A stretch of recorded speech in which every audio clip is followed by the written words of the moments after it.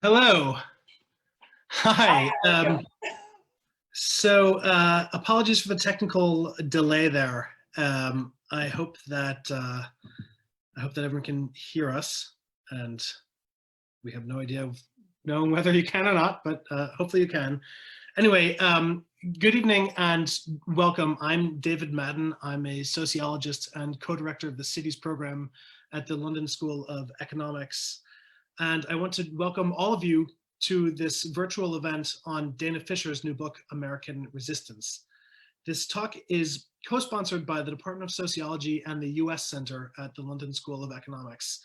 Dana has, I believe, recorded an accompanying podcast with the US Center that should be up soon.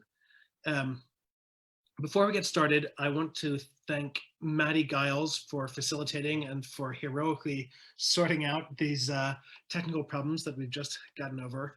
I also want to thank Ade Akande at the US Center for promoting the event and for working with Dana on the podcast. And I want to thank Dana, of course, for being here with us, and all of you, wherever you are, for watching. So it is a dicey proposition right now to hold an event at all related to Donald Trump, because he's simultaneously the only thing anyone talks about and also the last thing you ever want to hear about. But luckily we have, where do we have it? Luckily we have Dana's new book, American Resistance, which provides a rich and rigorous analysis of the movements that have been mobilizing in opposition to Donald Trump. So from the very first day of the Trump presidency, there have been movements holding rallies, holding marches, as we'll hear, working in various congressional districts, and generally out in the streets trying to resist Trump's agenda. And at the same time, Dana and her research teams have been on the ground tracking their progress and trying to make sense of it all.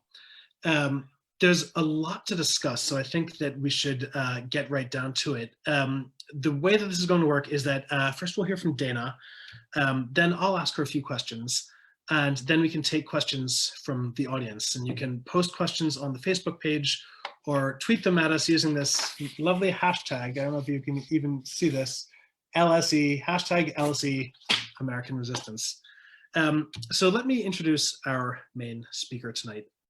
Dana Fisher is professor of sociology and director of the program for society and the environment at the University of Maryland. Her research focuses on social movements, democracy, civic participation, activism, and environmental policymaking. Dana's research often employs a mixed methods approach that uses open-ended, semi-structured interviews, participant observation, and survey data that's often collected at protest events themselves. She has discussed her work on CNN, MSNBC, and PBS, as well as in the pages of the Washington Post, Time Magazine, and the American Prospect. American Resistance, which is published by Columbia University Press, is Dana's sixth book. Her other books include National Governance and the Global Climate Change Regime from 2004, Activism, Inc. from 2006, and The Practice of Research, How Social Scientists Answer Their Questions, co-authored with Seamus Khan, published in 2013, amongst others. Dana holds a PhD from the University of Wisconsin and was previously a professor of sociology at Columbia University. So now over to you, Dana. Thank you, David. Thank you, everybody, for joining us today, and apologies for the technical difficulties. I'm going to just start by giving you a brief overview of the project itself. So let me share my screen.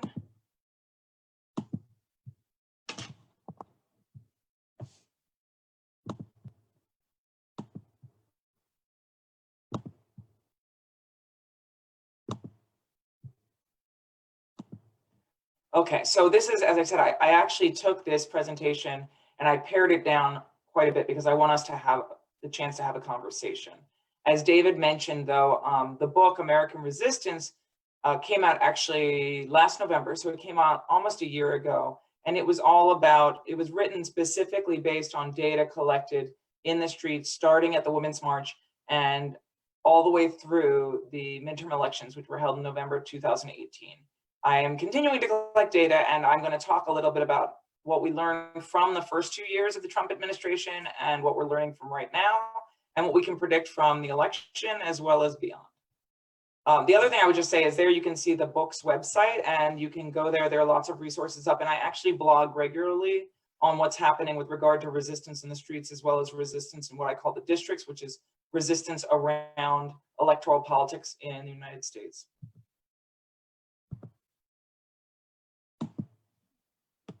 There we go. So American resistance asks three main questions. It looks at how civic engagement is changing in this age of resistance. It asks how are what are called resistance groups. And I use that term because the organizations that are doing the resisting in the streets, as well as coordinating resistance in congressional districts across the country, identify themselves as resistance groups. How are they filling the infrastructural void on the left? And finally, one of these big questions that social scientists tend to avoid is confronted in the book, which is what is the connection between social movements and electoral politics? We tend to think of those as being addressed by different parts of the social sciences. And so the book basically spans that and goes from the social movements in the street to electoral politics at the ballot. And I just want to go on and give you a quick definition of what I mean when I say resistance, because there's been a lot of talk about that over the past 4 years now. And in the book, I talk about the American resistance as being people working individually and through organizations to challenge the Trump administration and its policies. In many ways, the resistance is a counter movement to the Trump regime, like the Tea Party was a counter movement to the Obama administration and its policies. The fact that it's a counter movement with a common enemy makes it possible to bring diverse streams of progressive activism together, despite the fact that they have historically competed for resources, energy, and attention. And one of the things that's remarkable is that because it is this counter movement that merges a bunch of different components of the left in the United States, it's brought out people who are motivated by a range of issues. In the book, I focus on three aspects of the resistance. I look at resistance in the streets, and that's where the data collection begins, and that's where the story begins as in itself, and that starts at the protests and street demonstrations. And the data that informs that component of the work is participant observation and field surveys at protest events. I collected data at all the large-scale protest events that took place in Washington, D.C., from the Women's March in 2017 all the way through the midterm elections. I actually talk in the concluding chapter about the Women's March 2019. So actually the data that inform this part are over 2,000 individuals who were surveyed in the streets while they were marching. I also talk about organizing resistance in districts, and that's looking at the organizations that were channeling the outrage in the streets into electoral politics and efforts around the 2018 election. And that is building on data that uses open-ended semi-structured interviews with the leaders of resistance groups. And so I talk with them extensively and actually circle back to them right around the 2018 election. And then finally, I look at resistance in the districts, and there I trace people who participated in protests in the streets to the work that they did in their congressional districts. And there I use follow-up surveys. And in fact, I actually just yesterday fielded another follow-up survey to all of these people to ask them what they're doing around the 2020 election. So the story goes on and the resistance marches forward. And I'll tell you a little bit about that at the end. So as I mentioned, I collected data at the largest marches that took place between the Women's March and the midterm elections. The reason I did that is because there were so many marches taking place that it was just impossible to continue to field research teams. And people started to experience some protest fatigue. But what's really interesting is these are all the events where I collected data, and notice that they are pretty well distributed across the entire 2-year period. And what's really interesting is there was a lot of discussion about how protests were dying down in the second half of the Trump administration after the midterm elections. Many people were surprised that there weren't more people protesting in the streets around the impeachment of Donald Trump, which was a year ago, or almost a year ago now. And what's really interesting is that we've seen this overwhelming outpouring of protests since the murder of George Floyd in May of 2020. And since then, we actually have had protests that have been sustained in many cities across the country. A lot of people are saying that it is the largest sustained protest in period of activism and confrontation that we've seen in America's history. So the resistance in the streets continues. And here are just some main findings, but I encourage you to check out the book if you are interested in these questions and want to dig deeper and see the evidence behind the claims I'm going to give you here. One of the main findings from looking at the resistance in the streets is that the core of the resistance is highly educated middle-aged white women. And you can see that actually this is an image right here from the Women's March 2018 in Washington, D.C. You can see our Capitol and the Washington Monument here, but you can also see mostly women and mostly white middle-aged people out in the street. And that is the foundation of the resistance. One of the other things that's really interesting is that the resistance is turning people out again and again. And because I was able to collect data at all of these different protest events, as you saw, they were not focused on the same issue. So some of them were women's marches. There was a People's Climate March. There was a March for Science. There was a March for Our Lives, which was around gun violence in America. There was the Families Belong Together event, which was actually a demonstration against family separation in support of more forgiving immigration policies in the United States. And so we also had the March for Racial Justice that's included in the sample. And what's really interesting is that I was able to ask all the people at these protest events about what other events they had gone to. And what I'm able to look at is what we call persistence in the resistance in an article that I wrote about these data specifically. What we specifically see is that people are coming out, and they're coming out around a range of issues that are, and they're not just coming out only for the women's marches, for example. The other thing that I find is that the resistance is extending into the districts. Even when people were marching in the streets, they also reported getting involved in politics in their communities and in their localities. And as I said, I continue to trace that, and I'll show you that in a moment throughout the book. When I talked to the organizations, the representatives of organizations who were organizing what I call the resistance in districts, there was some really interesting things that emerged. One of them is there is this notion of distributed organizing. And distributed organizing is a new style of organizing that focuses not on geographic location or pre-existing social tie, but rather on digital connections. It became a popular way of thinking about organizing around the Bernie Sanders campaign in 2016.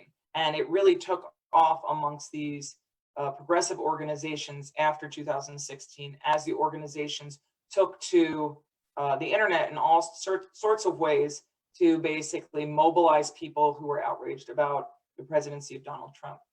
And what I've noticed, one of the things that I did when I talked to the leaders of of these different organizations is they all talked about distributed organizing. And so I asked them to define and explain to me what it was. And many of them said things like, I can't give you a definition, but I know it when I see it, or I know we're doing it. And so basically I used the data from the interviews and came up with some of the main components of distributed organizing. One of the main things that I noticed is that it's changed the practice of membership. Membership historically was based on people paying dues and attending meetings in person, and that's completely not the case anymore.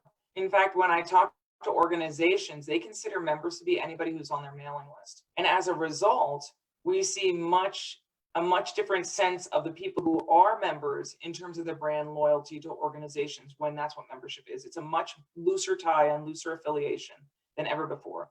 Distributed organizing also facilitates a move away from the federated structure that was a hallmark of civic America and has been written about by many, many scholars of democracy over the years. What we see is there's no longer a structure that follows the way that our state works, which is there's a federal level, there are state levels, and then there are local levels of governments, and the governments connect to one another in a federated structure. Instead, we see these dense networks with central nodes that tend to be nationally coordinated. The other thing that I think is really remarkable is that distributed organizing is geographically diffuse and reliant on digital tools to get the job done. And while many of the organizers told me they really encourage people to work in their communities, they said if you're somebody who's involved in a group who's in the very blue state of California, and what you really want to be doing is mobilizing people and doing organizing for people in West Virginia, knock yourself out.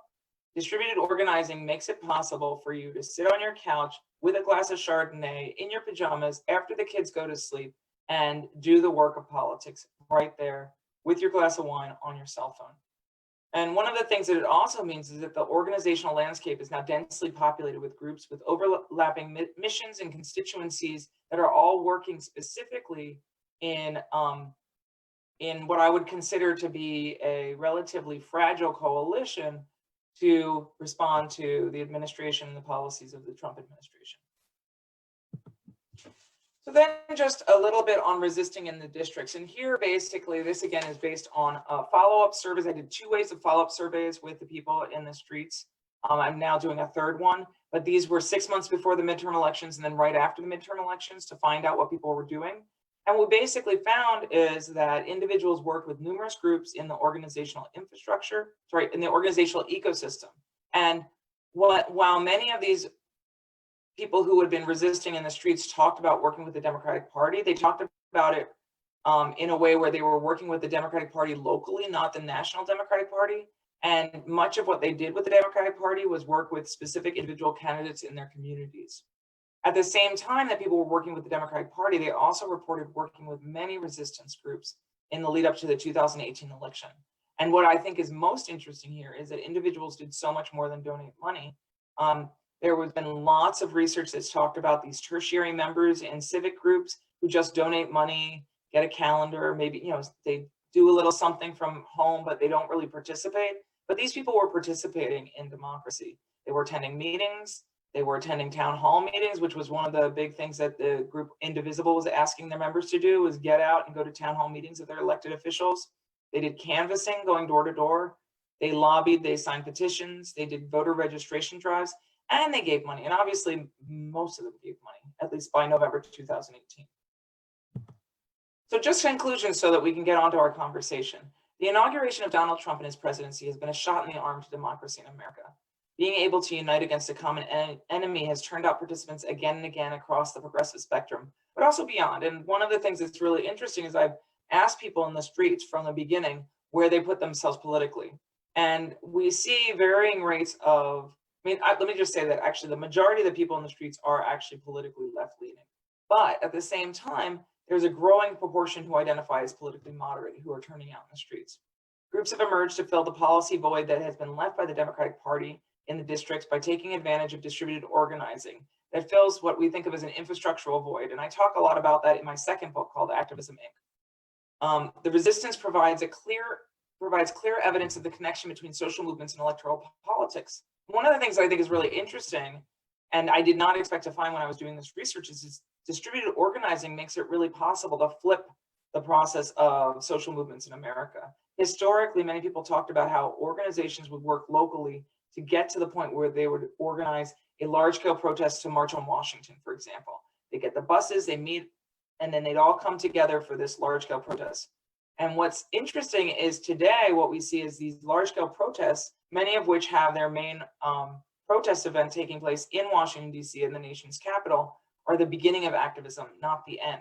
So that what we see with American resistance is that the people who got involved by marching in the streets and participating in this collective mourning and collective identity formation in the streets, many of whom were wearing pink hats, then basically got on buses going back to their towns and talked to the people on the buses and formed organizations that have been doing so much more ever since that first Women's March on the day after the inauguration.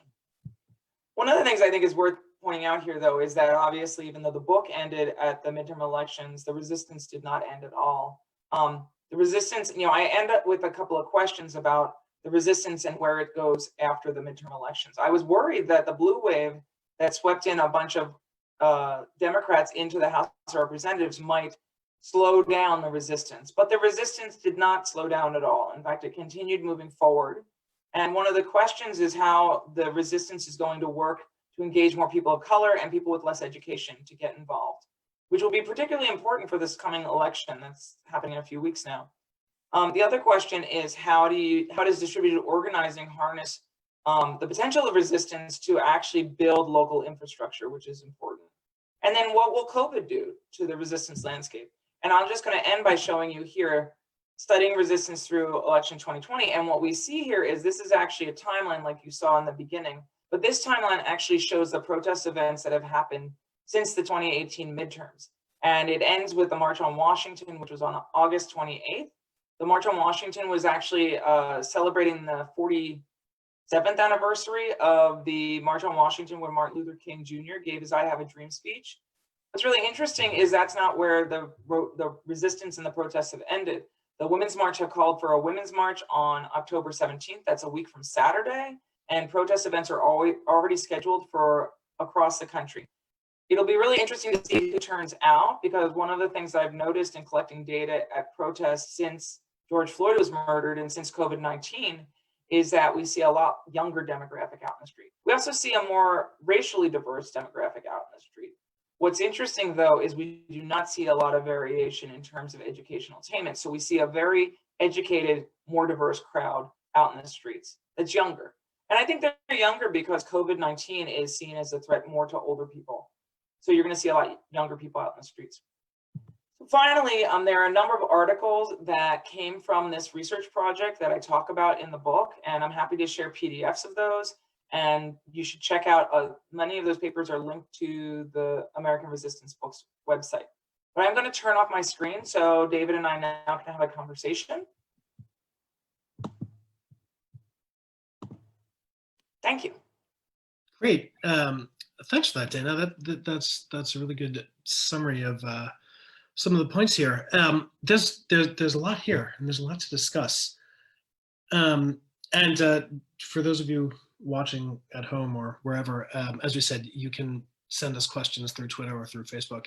I want to start with just this label, the resistance itself, because it's the name that these groups have come to identify with, but it also seems to frame the contemporary political moment in a particular way.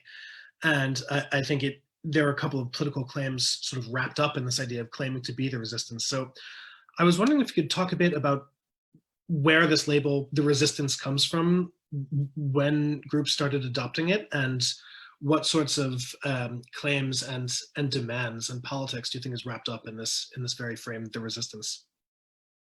It's a great question. I mean, I think that some people have been quite critical of using the term the resistance because it seems like it's purely existing in opposition to the Trump administration. And then the question, of course, comes, if there is no Trump administration, is there no resistance, right? And I think that you really see that in the way that I'm talking about it as a counter movement, because you can't be a counter movement when you have nothing that you're countering. The notion or the discussion of this movement, which was trying to bring together a whole bunch of different, I think of them as streams of progressive activism that existed prior to the election of Donald Trump, trying to bring them together. I believe that the term the resistance really started taking shape on social media after Donald Trump won and before the Women's March. So by the time the Women's March happened, there were people in the streets holding signs that had, Princess Leia with her buns, saying we are the resistance, or the resistance is female. And it was already kind of this overarching idea of this broad movement that was just resisting what was coming. And I think that it continued to take off to the degree that we saw the Democratic Party actually using the term for, and I talk about this a little in the book, the first summer after the Trump administration took office, they actually coordinated what they called Resistance Summer to work for the Democratic Party. Which, when you're working for one of the two main political parties in a country, there's not a lot of resistance going on necessarily, but it was trying to engage in the discourse that had captured the imagination of so many people and brought people out who, I asked them in the streets what else they've done, and they come from backgrounds of, some people were anti-war protesters over the years, some had been involved in Black Lives Matter before, some had been involved in the climate movement, and they all came together because they really were concerned about what was going to come from this presidency. And so the language of it has taken off, and it really brackets it. Now, at the same time, there have been efforts to capture the term the resistance. For example, there were some people who were working in the Trump administration who published an anonymous op-ed in the New York Times saying, we are the resistance. And I actually specifically say in the book that people who support the Trump administration's policies, but not Trump the man himself, do not fall into my definition of the resistance. Whereas some people, these guys included, say they are the resistance because it's really not about resisting the political agenda, but rather resisting this individual. But for the people whom I've surveyed and people who make up what I call the American resistance, it's really about pushing through a more progressive agenda and challenging the ideology and, and the administration and all of the policies that have been kind of pushed through so quickly. And many people would say, not following the democratic process at all. Really interesting. And I think this question of what the resistance wants and what their politics, what their political goals are is an important one that I hope we can pick up again in a second.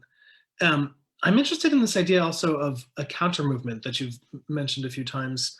Um, is this a new phenomenon? I mean, you said the Tea Party was a sort of anti-Obama counter movement. My sense is that the movements that were mobilizing against George W. Bush were more seen through the lens of specific issues like the anti-war movement. Um, do you think that the idea of a sort of counter movement that's just opposed to an administration, I don't know, is this now a permanent feature of American politics? Do you have any sense of its history? Well, Why is this resistance happening now, I guess is what I'm asking about.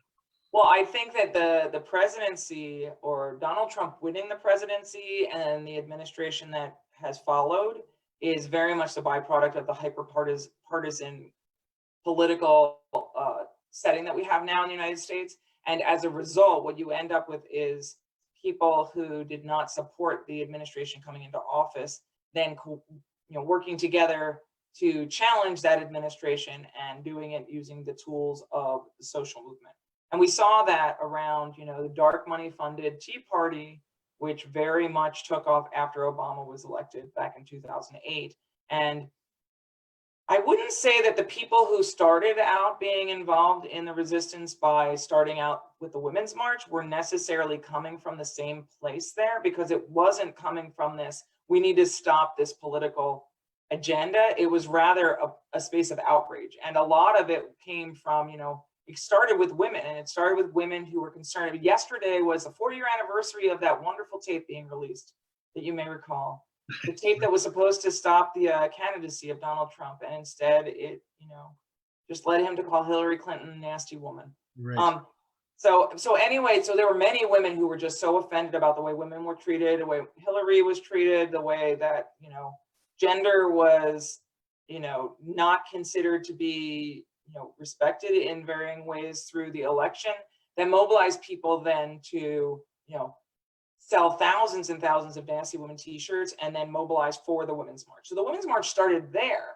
What's really interesting is, the way that I started doing this research project was, as you mentioned before, I'm a professor at the University of Maryland, and I work with a couple of colleagues who are highly involved in and coordinate this critical race initiative. And so we sat down and we were talking about this Women's March that was coming up. And we talked about how, I've surveyed protesters for many years, as you know, David. And so basically, I was like, well, we could go out in the streets and we could survey them. And so we worked together on refining this survey instrument, because we all had different expectations who was going to be in the streets. And in contrast to other times when I've surveyed protesters, one of my colleagues, Rayshawn Ray, said to me, he's like, why are we not asking people why they're here? And the reason is because those of us who study social movements always assume you go to a women's march, you're there for women's issues, which may not necessarily be the case. And so we started asking this question, and we started out with an open-ended question where people were allowed to write in, and people wrote in. I mean, we had 528 respondents at the Women's March in 2017, and they wrote on average 3.7 responses to that question in this little bitty box, which was really hard for coding and for analyzing, but it was amazing the kind of data we got. And so we actually ended up with 14 categories of motivations for why people were in the streets. And what we saw was that there were people who were there for immigration, people there for religious freedom because they felt like Muslims were under attack. There were many there for women's rights, many there for reproductive rights, many there for police brutality, for climate change. I mean, the list goes on and on. And what I think is really interesting is, because it's a counter movement, all the people who have these varying issues and concerns went out in the street and felt comfortable being a part of it. And I feel like they continued to be, feel like they were a part of this. I'm not convinced that, if Joe Biden wins, in a couple of weeks, that the right is going to be able to create such a coalition across a range of issues. Because if you think about the types of the issues that are dividing people on the right, I think that they are more partisan. They're farther apart in a lot of ways. Those who are ideologically conservative versus those who are economically conservative versus those who are religiously conservative. And I'm not sure they'll play as nicely together. Perhaps they will. I mean, time will tell. But at the same time, I think that that's one of the things that is really a specific component of understanding what the resistance is, because if it weren't a counter movement, it wouldn't hold particularly well together.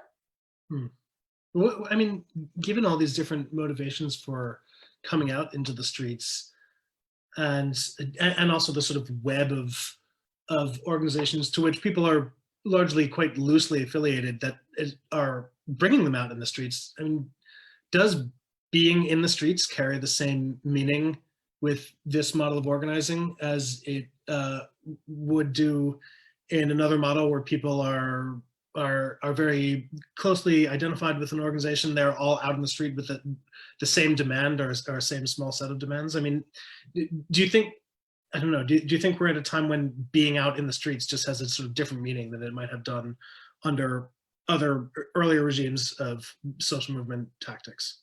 I think that I actually would interpret it a little differently. I don't think that being out in the streets means anything differently. I think that being a member of an organization means something really different.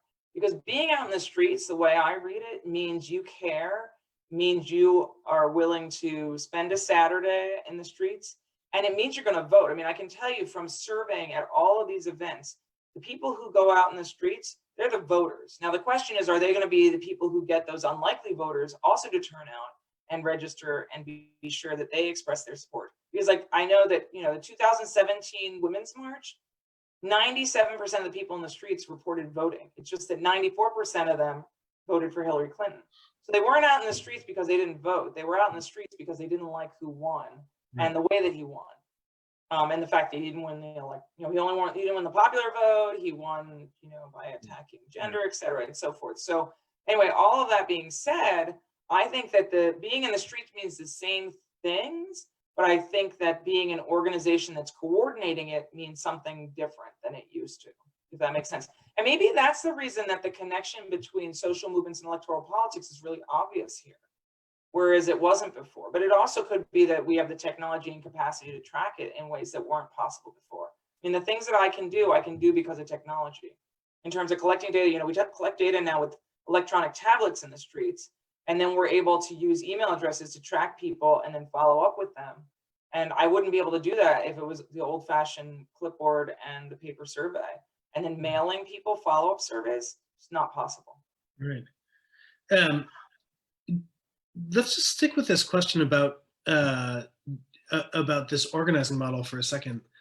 In your previous work, you've been quite critical of the professionalization of social movements and of the Democratic Party hiring professional organizers and whatnot. This distributed organizing model that you're discussing, do you think it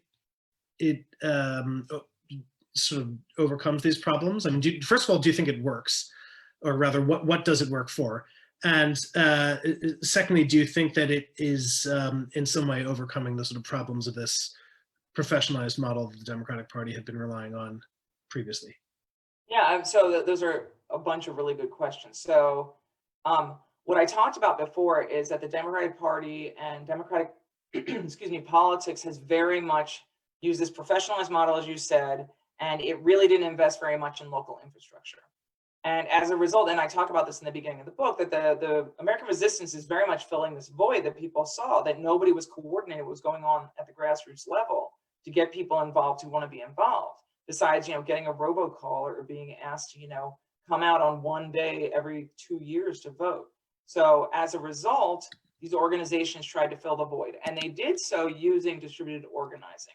And distributed organizing is really good at certain things. It's really good at contacting voters and reminding them to register. It's really good at taking, finding people to do the volunteer work that's necessary to make sure everybody knows where their polling place is and to make sure that they have all of the required documents. All of those things really don't have to be done by somebody you know. Getting you, though, to vote and making sure you know who to vote for, that's not something that's done very well by strangers, and it's not really easily done by people who aren't local. So, I mean, even if it were, if it's a stranger who's local, at least you feel like you have the same kind of concerns about, what's going on politically in your, in your locality. But when you bring in these, they call them parachuters, they parachute in right before the election, knock doors, these strangers who walk around the neighborhoods, That doesn't work particularly well. Laura Putnam and I just wrote a piece in the American Prospect talking about this. And what's interesting is that distributed organizing has basically left the local work to local people, particularly because during COVID, you can't be, I mean, if COVID weren't here, there would be these national groups that would be swinging people in from out of state to do a lot of work for the next few weeks. And that is not necessarily really effective at all. So I do think that the combination of distributed organizing, the resistance, which is not embedded in the Democratic Party or the Biden campaign for that matter, along with COVID, which is making local people do this work, is actually better for building a real infrastructure that has relational contacts. Great. I mean, picking up on that on that issue of the Biden campaign, I want to ask a question that is from my colleague Rebecca Elliott, and it's something that I'm wondering about as well. She says, "I'd love to hear your thoughts about how progressive groups are currently organizing to shape the Biden/Democratic Party platform and push it farther left, and what intersections there have been substantively or tactically with the resistance." No, yeah, that's great. Thank you for asking that, Rebecca. So basically, a lot of progressive groups were supporting people who weren't Joe Biden, right? I mean, and actually, just about all the resistance groups whom I studied were supporting either Elizabeth Warren or Bernie Sanders in the primaries, and the nominee now is Joe Biden. And so in earlier days where there wasn't a resistance that had been coordinating together, I think what we would see is just a lot of acrimony across these different organizations and the candidates who lost out in the primaries. And instead, what we've really seen is, and this may be very much because of the way that Joe Biden's leadership is working, or because of lessons from 2016. There are lots of lessons to be learned there. But what we see is that the Biden campaign actually worked with people who had been involved with the Sanders campaign to put together a task force to address a number of the big themes and issues that had been, dividing the different, different people who were running in the primary. So, for example, they addressed, Medicare for all. They addressed climate change, and when they did, the task force brought in elected officials who were delegates or, supporters of specific primary candidates. But they also brought in representatives of organizations. For example, one of the leaders of the Sunrise Movement, which is one of the biggest youth climate groups in the United States, was brought in to talk about climate change along with Alexandria Ocasio-Cortez. And basically what they did is they all worked together to help hammer out a platform that everybody who had been involved in the primary process could agree to support. And they did that. And what we've seen actually is that Biden's positions on a lot of issues have gone more to the left. Now, it's interesting because if you look, well, it's hard to figure out what exactly is being said in the debates, the way the debates are going, but you see a lot of kind of trying to hedge a little bit about exactly what the position is. But based on the outcome of the task force and what is on Joe Biden's platform that he's posted online, you see a lot of this. And this brings together not just people who are more progressive, who are elected officials, or people who are running for the nomination, but also the organizations that were supporting them. So, I mean, I think it's really heartening, and it also shows the way that these resistance groups have been able to channel what's seen as their power and their connection to local peoples. So you think that they have actually created a space that is concretely impacting the Democratic Party's politics and positions? So far, well, I mean, the big test will be if Joe Biden is elected in November and he comes into office, will he follow through on a lot of those proposals that are not, purely fleshed out? A lot of discussions. I mean, I've heard rumors about his potentially naming a climate czar and discussions regarding healthcare that are very heartening. So, everybody's looking for a little hope right now because things are not super great in the United States today. So basically, I think there are a lot of indications. And what's going to be really challenging for the resistance is, that, research shows that social movements die when the Democratic Party wins, right? Progressive social movements die. And in fact, some people have said that, the Democratic Party and the Democratic administration is the graveyard of progressive campaigns, right? Because once the party, once a candidate is elected, if they also have a Democratic controlled Congress, all of a sudden the assumption is they're going to do what's right, and the movements, fall apart.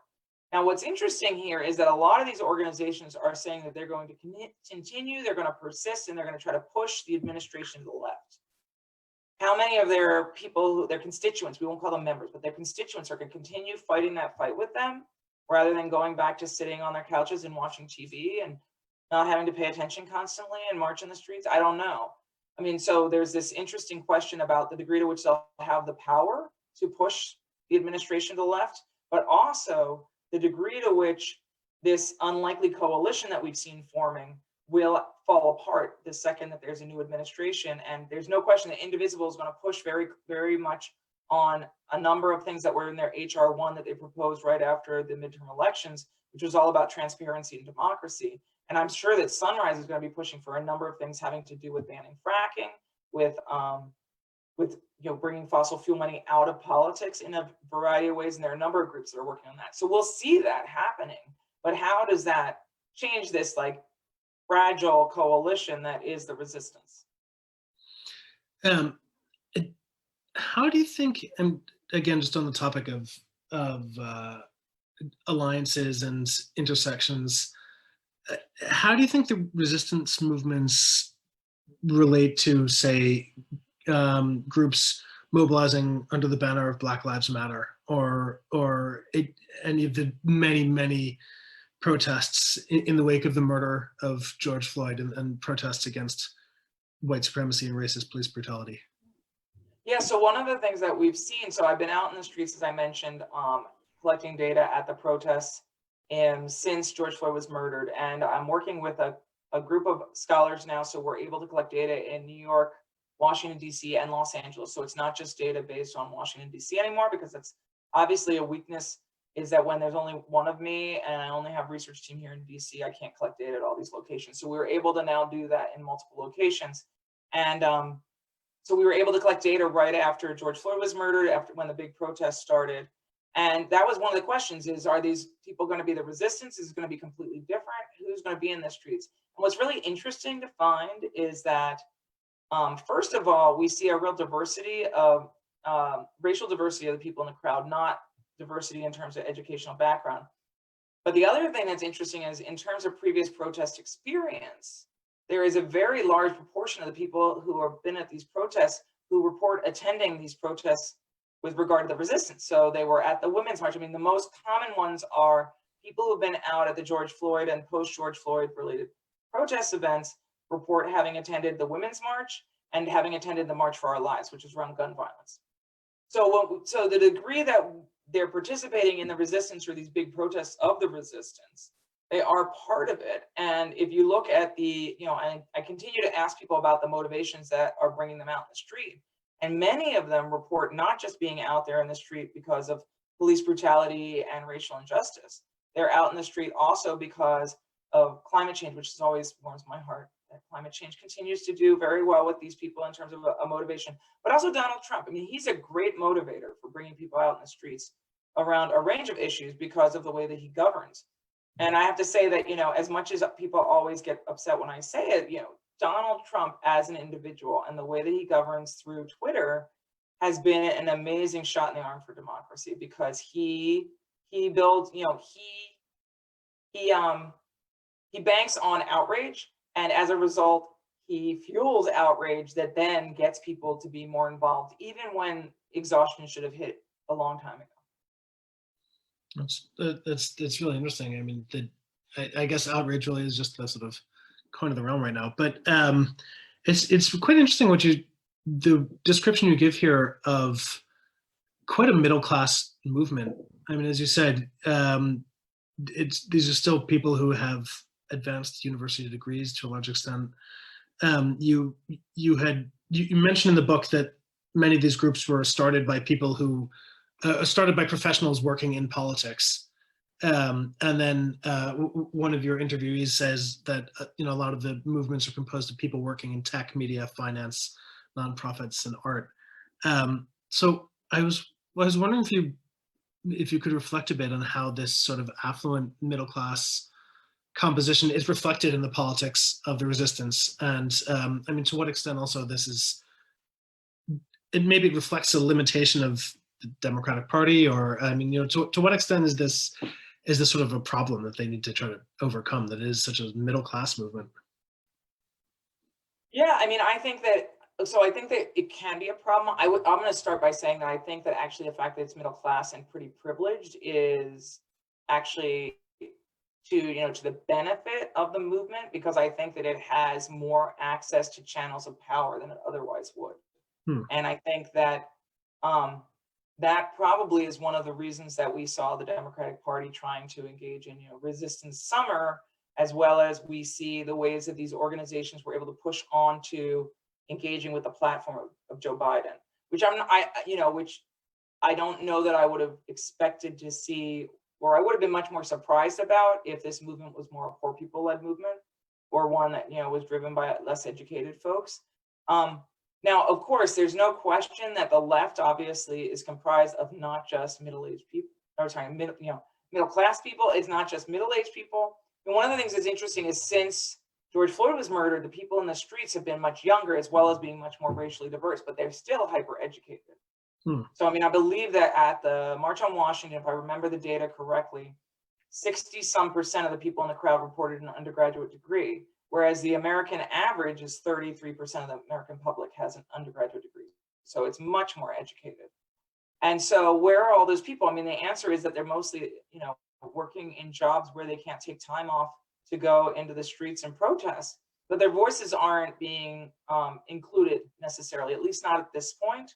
And there are some organizations out there that are trying to provide a bridge into these demographics, and there have been more unions that are getting involved, particularly ones that are working with SEIU, which is the service employees union. But it's an issue. I agree with you, and the question is whether it's a strength or a weakness, or I mean perhaps it's both, right? I mean, I guess there's nothing that's ever really one or the other. No, I mean it's also interesting that they're trying to make alliances with groups that have radically different organizing models, amongst other things, as well as radically different social bases. Mm-hmm. But we have a question from Max, who asks, do you think social media has had a positive or negative impact on enabling democracy and promoting the resistance? It's a good question, Max. So let's see. On the one hand, social media has made this movement possible, because there's no doubt in my mind that without Facebook, I mean, so back 2017, it doesn't feel like that long ago, but in terms of technology, it actually is quite a lifetime ago. 2017, 72% of the people who participated in the Women's March say that Facebook was the #1 way that they found out about and coordinated to attend the Women's March, which is huge. I mean, and this is in comparison to when I started doing this research 20 years ago, okay, there wasn't Facebook, but in terms of looking at how people use the internet and technology to coordinate, there were not those kinds of affordances available even. Now, so we're in 2020 now. I know from doing work, studying the young people who are involved in the youth climate movement, most of them, when I ask them about their usage of Facebook, they laugh at me and say it's for old people. By the way, and if you're on Insta or like Discord, but you're not going to be on Facebook anyway. And then the Black Lives Matter organizers are much more using other social media that's not as traceable. And they also tend to be younger, but it's also not traceable because many of them are engaged in more confrontational tactics and are worried about law enforcement. But there's no question that these kinds of coordinations, particularly among groups, I mean, this is where social media is so key, because there are no big organizations that have big networks that are available to be like, pick up the phone and call, your list and pass it on that we're meeting at this location tonight so that we can knock down this statue or whatever. So without social media, it just couldn't happen. Now, the other part of Max's question is how much is it a detriment to democracy? And there's so much that's come out since Donald Trump won in 2016 about the way that social media is creating echo chambers, is isolating people, is making it possible for there to be such different perspectives and promote this notion of alternative facts, which enables, people in the White House as well as all over to challenge the science on vaccines, on climate change, on COVID, et cetera, and so forth. So I guess it's a double-edged sword. How that works for democracy is interesting, and we're in like we're living an experiment right now in America. I know a number of social media companies, Twitter and Facebook, have started saying like they just got rid of, they cut QAnon off, so they're no longer allowed to be up on social media. When Donald Trump tweets things that are absolutely untrue, they actually now are saying that. So perhaps the idea of this, wild frontier of technology is getting, reined in a bit. But the concern is that it will also limit social movement activity, right? So Wild West is really good if you're trying to coordinate something that is any type of disruptive activism, be it just people doing a sit-in inside the Hart Senate building like they did around the Kavanaugh hearings when Justice Kavanaugh was being considered, or I guess, yeah, during his nomination process. And that's how people coordinated that event. If they didn't have technology, it would have to go, very old school. And I don't know that we would see the kind of outpouring of people that we would otherwise have seen. I think there's probably been a transformation of skills amongst organizers that going old school back to a sort of pre-social media model. I mean, no one really even remembers how to mobilize large numbers of people under those conditions. Right? Many of the people who are kind of the ground troops here are so young that they don't even know how to use a phone that plugs into the wall. So, and I'm not trying to be snarky. I'm just saying that there are tactical innovations that came because of the technological affordances. So they go hand in hand, and going backwards like that would be a big lift. Because the other thing is that, at this point, we are so inundated with robocalls for the election that I never answer my phone. If the only way I would find out about a protest or another activity is by answering my phone, we'd be in big trouble. Let alone flyering. I'm just thinking about the ways that people used to coordinate protests. But that's an interesting question too, though, because there is a sort of intersection here with what people have sort of come to settle on, the term of surveillance capitalism. A lot of what these groups do is gather information on people and sort of compile them into usable forms. Do you think that there's any sort of irony or sort of double-edged sword to that as well? I'm just thinking about the number of emails I get, even from like old email addresses that aren't activated anymore, but they're still somehow sort of connected to the data gathering and information distributing networks of all these groups. The thing that you don't know, David, which is going to freak you out probably, I think, is that there's actually one organization that manages those lists for everybody, and it's the same platform that everybody uses. So your email address, like if you were to sign up with most of the resistance groups, you'd be basically on different lists on the same platform, and they'd know that. Yeah, and I'm sure it's that's the surveillance, like freaky side. At the same time, social movements are also responding to the surveillance state in really interesting ways, particularly during this period of time when we've had actually law enforcement attacking peaceful protesters across the country. Yeah. And they're using technology to do that. So there's this, it's so interesting because there's like 8 different dissertations to be written here about it, or, books. But it's just not, it's something that comes into the work. And I thought a lot about it, but I don't know where it's going to go. And there's no question that there are pluses and minuses. Yeah. No, it's a political challenge as well as a methodological one for studying them, I would think. I don't know. Do you think you could talk a bit about the challenges of studying movements today, both, how to conduct research at protest events and how to track this sort of distributed hybrid, in some cases online, in some cases offline, kind of amorphous sort of movement style that you're discussing? Yeah, in some ways it's funny because the method that I've used, so I started out, as I talk about in the book, I started out surveying protesters at the climate negotiations for the Kyoto Protocol, the COP6 negotiations in The Hague in 2000. That was the first time I ever surveyed protesters. And I did it because this is when I was doing my dissertation research, and I really wanted to get at civil society. And one of my advisors was like, this just does not fit. So I took it out of the dissertation, out of the book part, but I ended up with this work, starting to collect these data. And then it was right after the battle in Seattle had happened. So there were all this, mobilization against globalization, the movement formed. And so I started, taking that technology, or not the technology, but the kind of the way that we collected the data and started using it in the crowds. And over time, on some level, it hasn't changed that much. So basically, you sample at a crowd, you try to get a field approximation of a random sample throughout a crowd. And the ways that people organize to do these kinds of marches are always the same, because when you're organizing a large group of people, you need to have a permit, and you need to have a space where people are standing. And so people are going to be standing there, and so you can go through and sample. And what's really been kind of interesting is that up through the Women's March 2017, I was using clipboards with papers. And it's actually kind of interesting that what happened at the Women's March is I surveyed a writer at Time Magazine, who's now actually is one of the kind of lead writers on these issues at Time Magazine. And when I surveyed her, so I sampled her in the crowd, and she asked me for an exclusive on the data.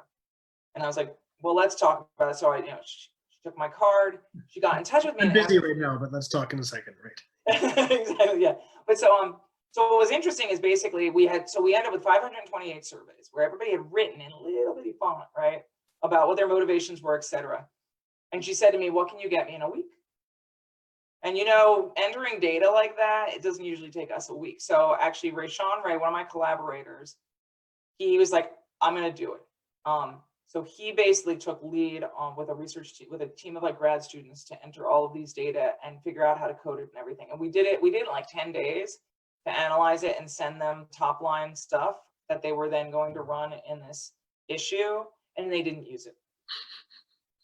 Of course, is the classic story with the media. But what's interesting about it is, in the process of that, I was like, this is outrageous. We can't do this anymore. And they had, by this time, they had called more protests. And I was like, what are we going to do? And I remember when I surveyed people on the streets, a bunch of pollsters who I survey, because I live in DC, so everybody's a pollster. They're like, why aren't you using tablets? And nobody uses tablets. So I actually worked with the University of Maryland to buy a bunch of tablets so I could run surveys in the streets. And so when I collect data now, I run them on these hot pink, they're basically kids' Kindle Fires that they're able to run Qualtrics. And so it means that basically if somebody steals it, it's like they're getting an old Kindle Fire. But basically at the same time, they can run the surveys, and then basically the second I get on Wi-Fi, I can agglomerate the data, download the data set. It's all clean, and I can start analyzing the night of the protests. And as a result of that, one of the other things that happened around the Women's March is I was really frustrated because I knew what was in the crowd, because I had been going through surveying, and then we had these data, and the media were completely botching the story. What they said about who was in the crowd was absolutely not true if you actually had a sample of the data, which is one of the reasons that we ended up getting tapped a bunch to use our data after that, because we were one of the only groups that had data on who was in the crowd, why they were there, et cetera, and so forth. But so what's interesting is, because I started doing this, I was able to actually share top line within 24 hours of a protest. And so I've done a bunch of TV to present the findings. I have done a number of times. I've gone on Morning Joe to talk about the findings from these protests, to tell them who's actually in the crowd. And I've written a bunch about that. And so that all came because of this innovation in the methodology, which is not really in the instrumentation of how I collect the data, but it's not really in what's being asked so much. But in terms of then tracking it, one of the nice things is, even back in 2000, I collected people's email addresses. And that's what I do now. So I don't collect any identifying information except for people's email addresses. And frequently you get ones that don't work, or, whatever. But about 75% of the people in the crowd usually give me an email address, and then we can do these follow-ups to track people.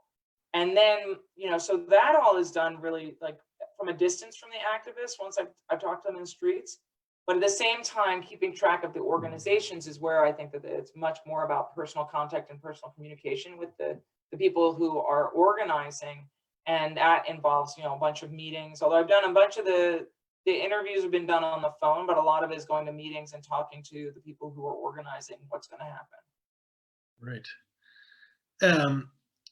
I think we are coming upon an hour from when we started after our Facebook difficulties.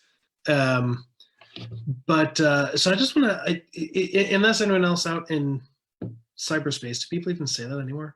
Everyone else out there in the world have any questions that you want to send in? I want to ask just one more question, which is about the very end of the book. So spoiler alert here, but Dana, you write that collaboration among a presidential campaign, the Democratic Party, and resistance groups could extend the distributed organizing model to cultivate a strong progressive infrastructure in American communities. If successful, it will leave as its legacy a lasting root structure when the 2020 election is behind us.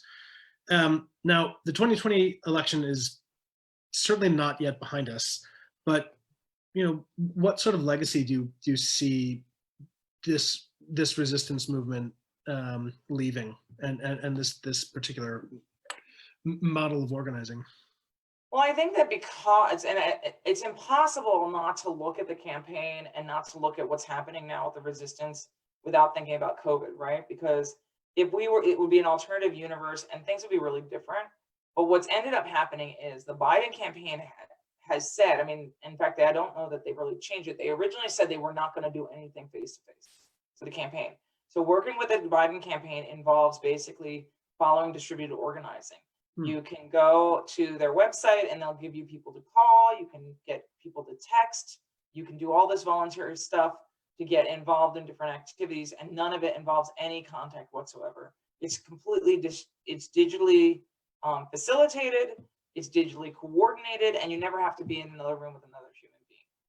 And that's very much building off of tools. I mean, tools that were developed for the Obama campaign in 2008 expanded well beyond that, and even more so with what the resistance groups have been doing for the past few years.